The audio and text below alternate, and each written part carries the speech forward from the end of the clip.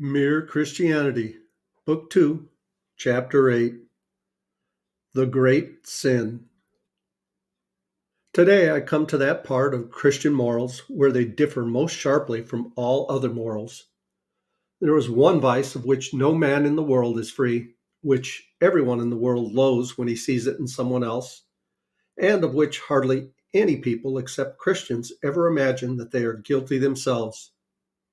I have heard people admit that they are bad-tempered, or that they cannot keep their heads about girls or drink, or even that they are cowards. I do not think I've ever heard anyone who was not a Christian accuse himself of this vice. And at the same time, I have very seldom met anyone who was not a Christian who showed the slightest mercy to it in others. There is no fault which makes a man more unpopular, and no fault which we are more unconscious of in ourselves. And the more we have it in ourselves, the more we dislike it in others. The vice I'm talking of is pride or self-conceit, and the virtue opposite to it in Christian morals is called humility. You may remember when I was talking about sexual morality, I warned you that the center of Christian morals did not lie there. Well, now we have come to the center. According to Christian teachers, the essential vice, the utmost evil, is pride. Unchastity, anger, greed, drunkenness, and all that are mere flea bites in comparison. It was through pride that the devil became the devil.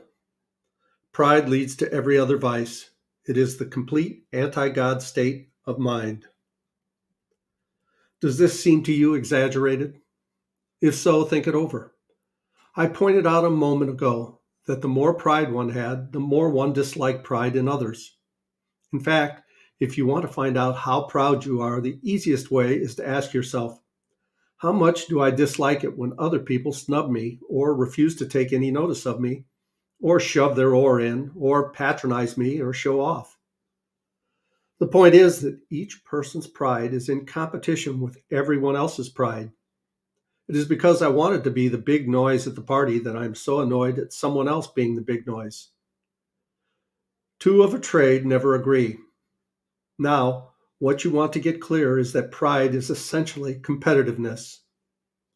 It is competitive by its very nature, while the other vices are competitive only, so to speak, by accident. Pride gets no pleasure out of having something, only out of having more of it than the next man. We say that people are proud of being rich or clever or good looking, but they are not. They are proud of being richer or cleverer or better looking than others. If everyone else became equally rich or clever or good looking, there would be nothing to be proud about. It is the comparison that makes you proud, the pleasure of being above the rest. Once the element of competition is gone, pride is gone. That is why I say that pride is essentially competitive in a way that other vices are not. The sexual impulse may drive two men into competition if they both want the same girl, but that is only by accident. They might just as likely have wanted two different girls. But a proud man will take your girl from you, not because he wants her, but just to prove himself that he is a better man than you. Greed may drive men into competition if there is not enough to go around.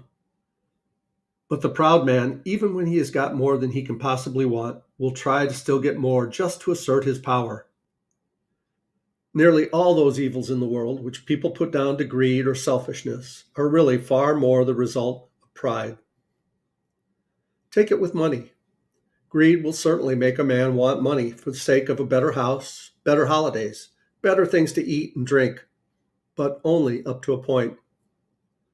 What is it that makes a man with a £10,000 a year anxious to get £20,000 a year?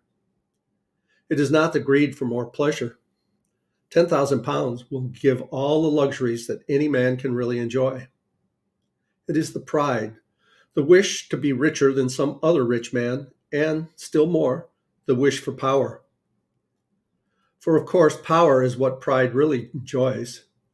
There is nothing makes a man feel so superior to others as being able to move them about like toy soldiers. What makes a pretty girl spread misery wherever she goes by collecting admirers? Certainly not her sexual instinct. That kind of girl is quite often sexually frigid. It is pride. What is it that makes a political leader or a whole nation go on and on, demanding more and more? Pride, again. Pride is competitive by its very nature. That is why it goes on and on. If I am a proud man, then as long as there is one man in the whole world more powerful or richer or cleverer than I, he is my rival and my enemy. The Christians are right. It is pride which has been the chief cause of misery in every nation and every family since the world began. Other vices may sometimes bring people together. You may find good fellowship and jokes and friendliness among drunken people or unchaste people. But pride always means enmity. It is enmity. And not only enmity between man and man, but enmity to God. In God, you come up against something which is, in every respect, immeasurably superior to yourself. Unless you know God as that, and therefore know yourself as nothing in comparison, you do not know God at all. As long as you are proud, you cannot know God. A proud man is always looking down on things and people. And of course, as long as you are looking down, you cannot see something that is above you. That raises a terrible question.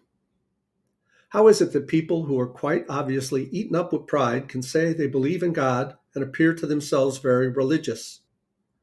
I'm afraid it means that they are worshiping an imaginary God. They theoretically admit themselves to be nothing in the presence of this phantom God, but are really all the time imagining how he approves of them and thinks them far better than ordinary people. That is, they pay a pennyworth of imaginary humility to him and get out of it a pound's worth of pride toward their fellow men. I suppose it was of those people Christ was thinking when he said that some would preach about him and cast out devils in his name, only to be told at the end of the world that he had never known them. And any of us may at any moment be in this death trap. Luckily, we have a test.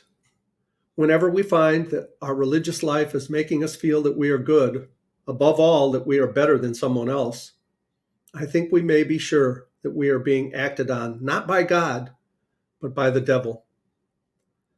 The real test of being in the presence of God is that you either forget about yourself altogether, or you see yourself as a small, dirty object. It is better to forget about yourself altogether. It is a terrible thing that the worst of all the vices can smuggle itself into the very center of our religious life. But you can see why. The other and less bad vices come from the devil working on us through our animal nature. But this does not come through our animal nature at all. It comes direct from hell. It is purely spiritual. Consequently, it is far more subtle and deadly. For the same reason, pride can often be used to beat down the simpler vices. Teachers, in fact, often appeal to a boy's pride, or as they call it, his self-respect, to make him behave decently. Many a man has overcome cowardice or lust or ill temper by learning to think that they are beneath his dignity. That is, by pride. The devil laughs. He is perfectly content to see you becoming chaste and brave and self-controlled, provided, all the time, he is setting up in you the dictatorship of pride. Just as he would be quite content to see your chilblains cured if he was allowed in return to give you cancer. For pride is spiritual cancer. It eats up the very possibility of love or contentment or even common sense. Before leaving this subject, I must guard against some possible misunderstandings. Pleasure in being praised is not pride.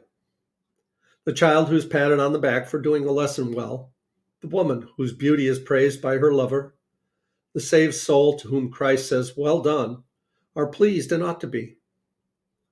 For here the pleasure lies not in what you are, but in the fact that you have pleased someone you wanted, and rightly wanted, to please. The trouble begins when you pass from thinking, "I've pleased him, all is well," to thinking, what a fine person I must be to have done it. The more you delight in yourself and the less you delight in the praise, the worse you are becoming.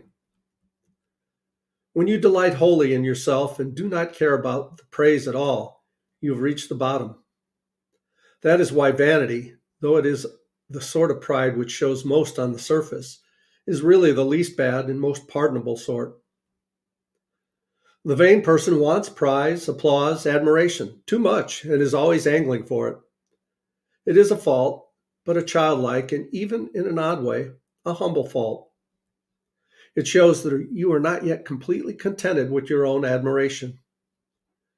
You value other people enough to want them to look at you. You are, in fact, still human.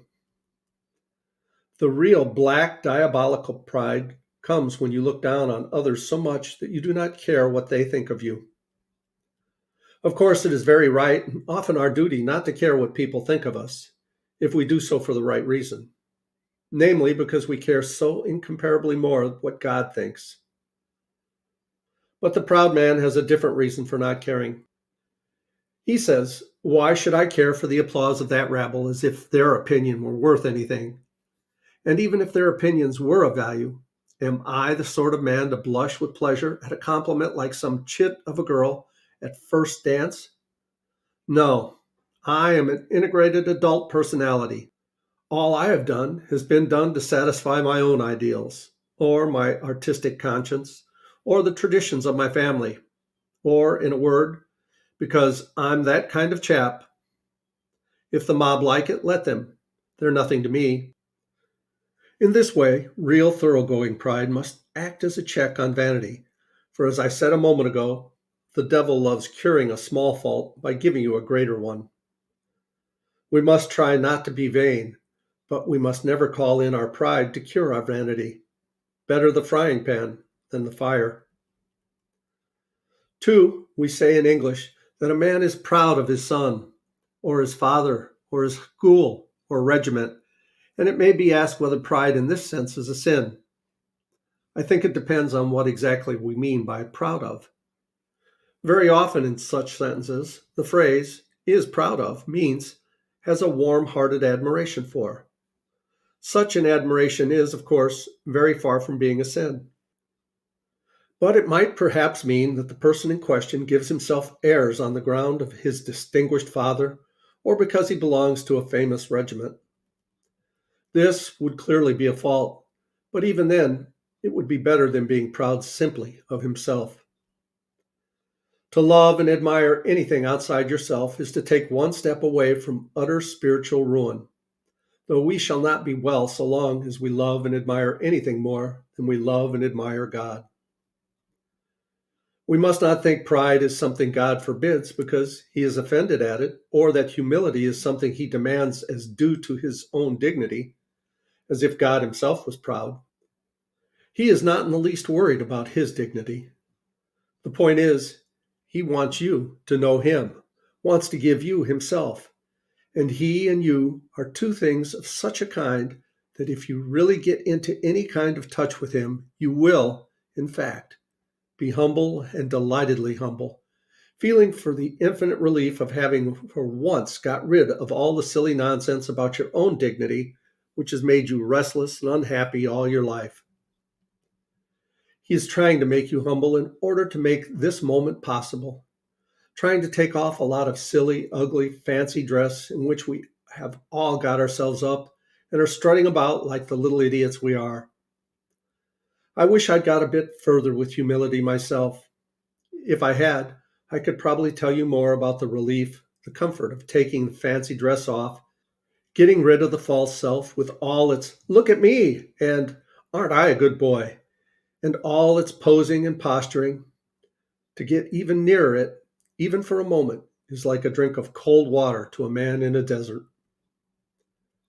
Do not imagine that if you meet a really humble man, he will be what most people call humble nowadays. He will not be a sort of greasy, smarmy person who is always telling you that, of course, he is nobody.